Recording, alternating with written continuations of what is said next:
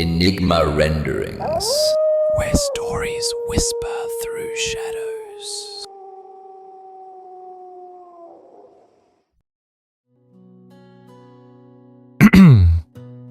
Greetings, listeners of the unknown, and welcome back to Enigma Renderings, where stories whisper through shadows. For those learning English, let this be your companion, where language immerses you through sound, tension, and silence. You're listening to Enigma Renderings, your home for cinematic storytelling in English. Our journey began with a single idea: to breathe new life into timeless tales. Stories that once lived in Bengal, Tamil, Hindi, and many other tongues, carried into English with voice, emotion, and atmosphere. Stories are not bound to language. They travel, they transform, yet their soul remains. Tonight marks a turning point. First, we step beyond the borders of Bengal, then now today, beyond the borders of India, and into a world that shaped modern horror itself. A world of cosmic dread, of isolation, and of truths too terrible to face. Tonight, we enter the mind of Howard Phillips Lovecraft, a master of psychological and cosmic horror, a writer who believed that the oldest and strongest emotion of mankind is fear, and the oldest and strongest kind of fear is fear of the unknown. Tonight's tale is The Outsider, a creation of his. Published in 1926, the story stands as one of his most haunting works. A tale not of monsters in the dark, but of what we discover when we finally step into the light.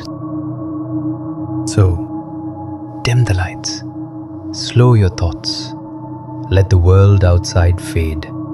Sit back, wear your headphones, and listen closely.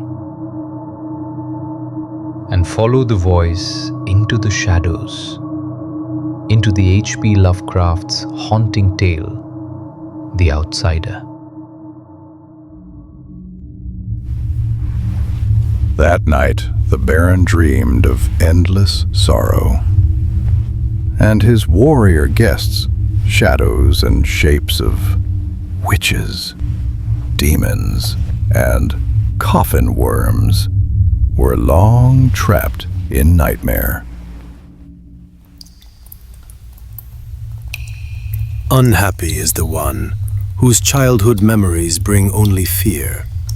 Wretched is the one who looks back not on warmth and laughter, but on loneliness, darkness, and silence. Such was the fate the gods gave to me.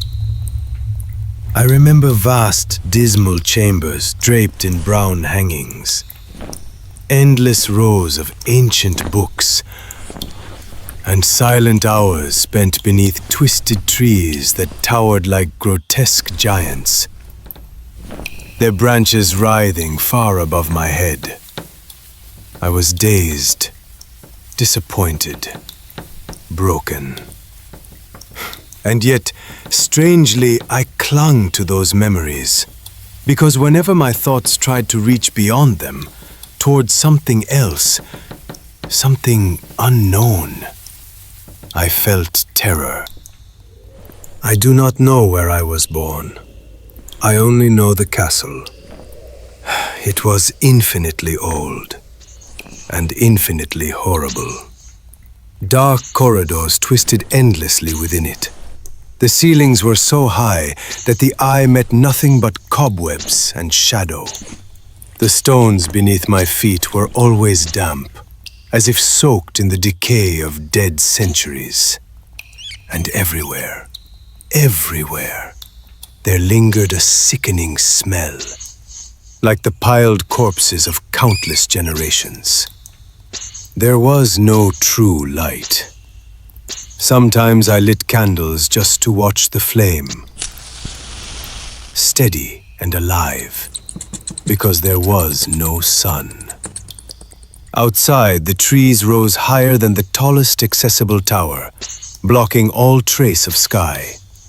Only one tower rose above them, a black, ruined spire, reaching into an unknown outer world. But it was broken, unclimbable, or so I believed. I must have lived there for years, though I could never measure time. Someone must have cared for me, yet I remember no one. No voices, no faces, no living thing, except rats, bats, and spiders.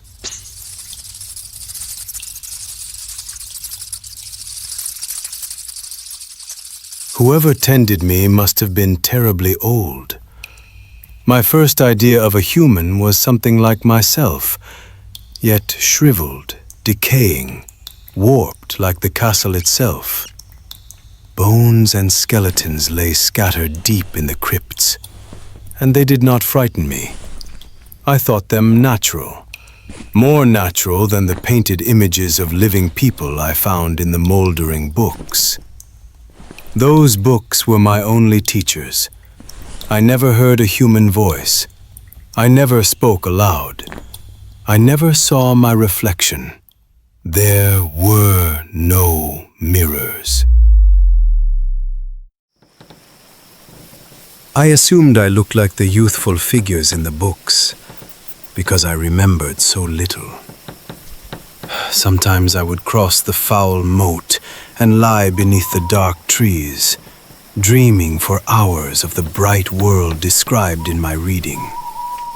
I imagined myself among crowds, beneath sunlight, surrounded by life. Once I tried to escape the forest, but the farther I went, the darker it became. The air grew heavy with fear. And so I ran back, terrified of being lost forever in a maze of silent night. So I waited. I did not know what I waited for, only that I waited.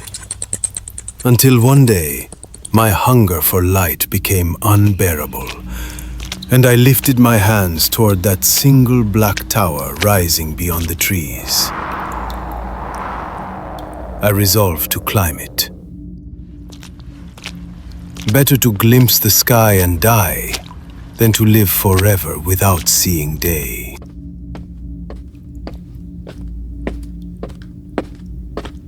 In the dim twilight, I climbed the ancient stairs until they ended. Then, clinging to small footholds, I began ascending the bare stone wall. The tower was dead and stairless, black and ruined. Bats stirred silently around me as I climbed, but worst of all was the slowness. No matter how far I climbed, the darkness above did not thin. A chill seized me. The air felt ancient, haunted. At last, after what felt like eternity, my head struck something solid. A floor.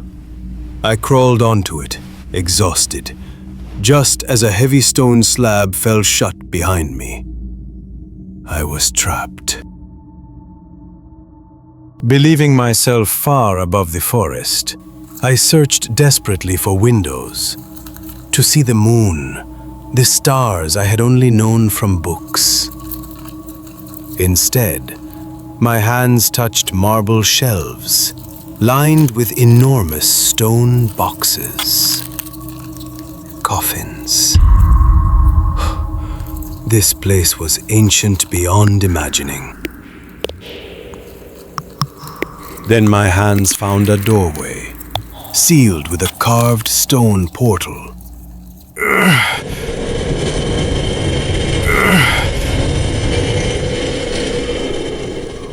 I forced it open, and beyond it was light. Pure, radiant moonlight. For the first time in my existence, I saw the moon. Ecstasy flooded me.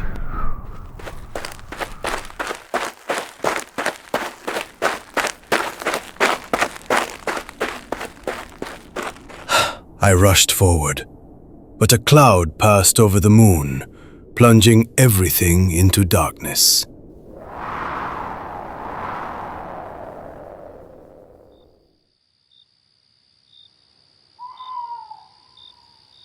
When the light returned, I saw the ground, not far below, but level with me.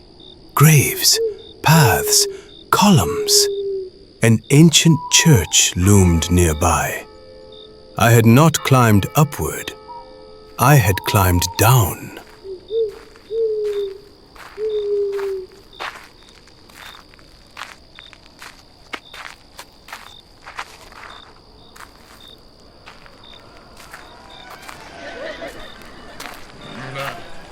Stunned, I wandered onward, driven still by my hunger for brightness and life.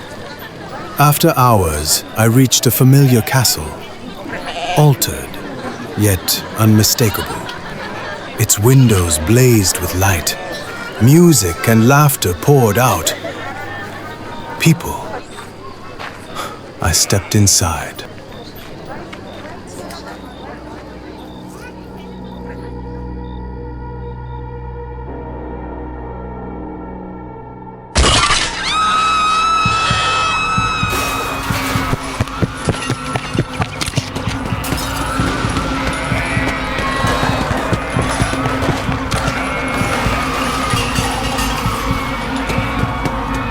The moment I entered, terror exploded. Faces twisted in horror. Screams filled the air. Guests fled blindly, collapsing, clawing at doors, covering their eyes.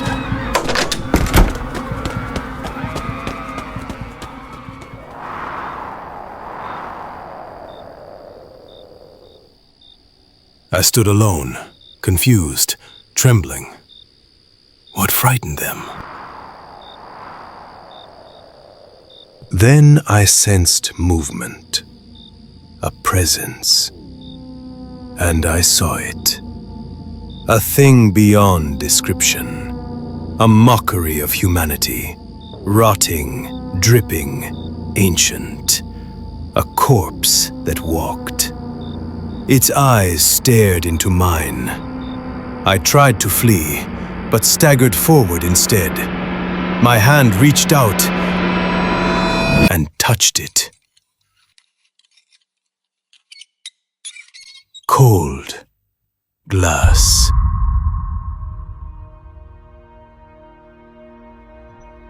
In that instant, memory returned. The castle, the crypts, the mirrorless years. I was not seeing a monster. I was seeing myself. Then came Nepenthe, merciful forgetting. I fled into the night. I did not return. Now I ride with ghouls on the night wind. I dwell among tombs and catacombs, beneath alien stars. Light is not for me, nor joy. I am an outsider, and I have known this since the moment I touched the glass and realized the horror staring back was my own reflection.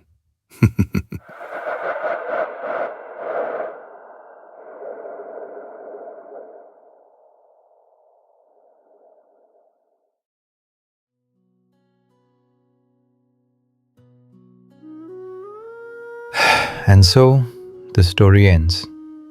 Not with a scream, but with understanding. Because some horrors are not found in darkness, but in the moment we finally see ourselves clearly. The Outsider is not a tale of monsters. It is a tale of identity, of isolation, and of the terrible cost of belonging. You have been listening to Enigma Renderings, a place where forgotten stories return, where language is learned through atmosphere, and where silence speaks as loudly as words. Until next time, dim the lights, guard your footsteps, and remain curious, because some stories do not end, they wait. Good night from Enigma Renderings, where stories whisper through shadows.